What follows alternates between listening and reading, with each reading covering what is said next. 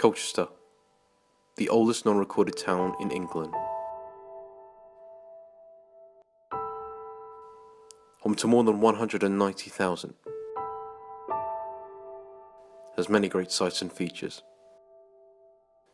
Probably Colchester's most popular and well-known landmark, however, is the Colchester Castle. Almost 1,000 years old and rich with history, Colchester Castle is a true sight to behold. However, there is a side to the castle that not too many know about. A much darker side.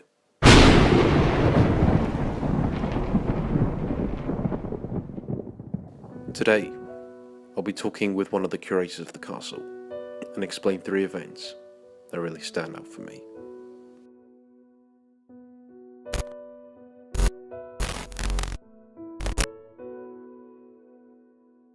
The first story I'll be talking about is about the story of a man called James Parnell. James Parnell was born sometime during 1636 in Nottinghamshire and grew up to become a renowned Quaker. And despite his small stature, he spoke with authority. However, this all changed after being arrested in the Colchester church for blasphemy, in which James was taken to trial and refused to pay a total sum of £40. During his time in prison, James was confined to a small hole in the castle wall, being 12 feet above ground. He was also subjected to cruel punishment by the corrupt jailer, with his health being on a severe decline. After falling down some stairs, his health had worsened more than it already had, and sadly, he died from the poor sanitary conditions at the young age of 19. So, with James Parnell, actually, do you think he deserved to have the punishment he was given? No, I don't think anybody would deserve to be treated the way that he was. I think it's totally awful. And James Parnell, because of his religion, he refused to pay the jailer to get better treatment in prison, which was kind of common practice at the time. People would, either them or their families would pay to be moved to better cells, or to be fed better food, or just to have better treatment. And because James Parnell couldn't afford that, he ended up with a bit of a rough deal, to be honest. The second story I'll be talking about focuses on Matthew Hopkins and the witches. So, Emma, what could you tell us about Matthew Hopkins, the witchfinder?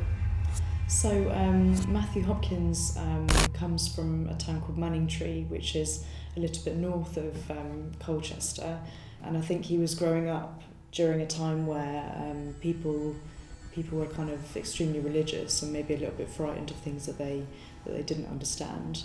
And the time before he started his witch finding, so to speak, people were you're coming up to the Civil War as well. There's a lot of unrest in society, and I think that definitely contributed to what he started doing. So he started kind of witch finding professionally in 1644, and then he was invited by the people of Colchester to come and use the castle as a base from 1645. So he came here, and he was paid quite a lot of money to find witches in the local community. I think he was paid per witch, and it was such a huge amount of money as well. Kind of makes sense why he wanted to do it now. The following is a recreation of Matthew Hopkins capturing a supposed witch during his time as the Witchfinder General. This is only just one of the over 200 people he captured.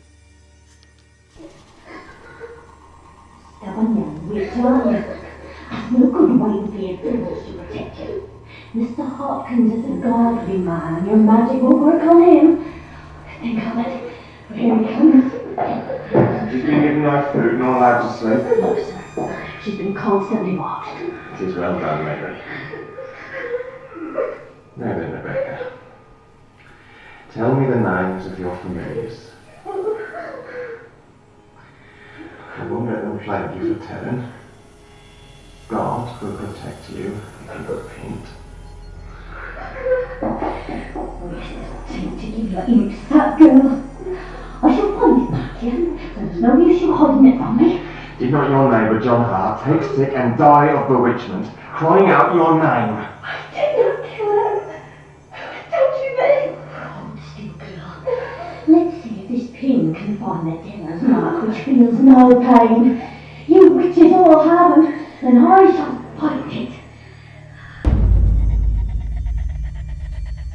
What makes this most disturbing of all is the fact that all 200 of those people died, most due to the poor sanitary conditions of the castle, or being found supposedly guilty, which adds on to the idea that all this was done because of simple paranoia. So, the last story I'd like to talk about is really mysterious. Just one more question. I'm assuming that you didn't find any more information about the man in the 30s. As far as I could see from the research that I did, I couldn't find a kind of concrete source for that story. But in a way, that kind of benefits us as the castle because we seem mysterious, it seems exciting, you know, it's a great story to tell to people. Yeah, it's one of those situations where it's like, you have a lot of sort of history there about all this true stuff, but at the same time, there's still some sort of mystery because of like you hear stories, but then it could be real, but it could be not real. The story goes that sometime during the 1930s, a man made a bet of £200 with a friend of his that said he could stay locked in the castle for a whole night, 12 hours straight. After a couple of hours though, a passerby noticed a man screaming and running atop of the castle. The fire brigade eventually came to bring this man down, and while physically he was fine, mentally it was a different story. He was clearly traumatized by something and had to be sedated. He was taken to Several's hospital, and sadly, he died a few months later. It's interesting to wonder what exactly terrified this man so much. He could have been having some problems in his life, but something to quickly note is that the castle supposedly had many poltergeist sightings. One of these supposedly includes James Parnell. Could it maybe have been that the spirit of the Quaker terrified this man so much? Maybe we'll never know.